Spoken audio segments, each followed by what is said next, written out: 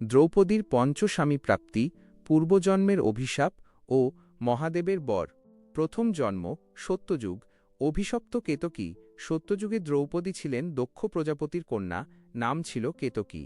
তিনি বিবাহ না করে সন্ন্যাস ধর্ম গ্রহণ করেন এবং হিমালয়ে মহাদেবের আরাধনায় কঠোর তপস্যায় মগ্ন হন।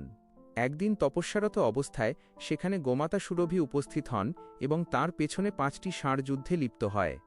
ষাঁড়দের গর্জন ও লড়াই দেখে কেতকীর ধ্যান ভেঙে যায়। একটি গাভীর পেছনে 5টি ষাঁড়কে দেখে কেতকী ঈষৎ হেসে ফেলেন।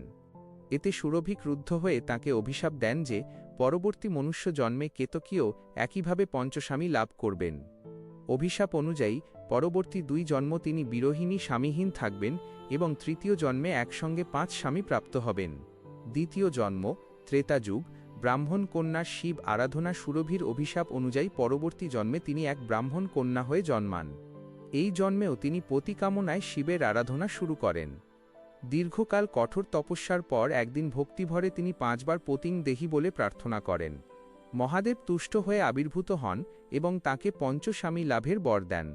ব্রাহ্মণ কন্যা বিস্মিত হয়ে একসঙ্গে 5 স্বামী লাভের কারণ জানতে চাইলে মহাদেব বলেন তিনি নিজেই 5 বার পতি প্রার্থনা করেছেন, তাই এই বর খণ্ডনযোগ্য নয়। তবে মহাদেব আশ্বস্ত করেন যে তাঁর 5 স্বামী অত্যন্ত বলবান ও সুদর্শন হবে এবং পঞ্চস্বামী থাকা সত্ত্বেও তিনি সমাজে সর্বশ্রেষ্ঠা সতী হিসেবে পরিচিত হবেন। এরপর সেই কন্যা গঙ্গায় দেহত্যাগ করেন। তৃতীয় জন্ম দাপর যুগ। যজ্ঞসেনী দ্রৌপদী পূর্বজন্মের সেই কর্মফল ও মহাদেবের বর নিয়েই তিনি দাপর যুগে মহারাজ দ্রুপদের যজ্ঞকুণ্ড থেকে দ্রৌপদী রূপে আবির্ভূত হন। এই জন্মেই তিনি অর্জুন কর্তৃক লক্ষ্যভেদ ও কুন্তির আদেশে পঞ্চপাণ্ডবকে স্বামী হিসেবে বরণ করেন।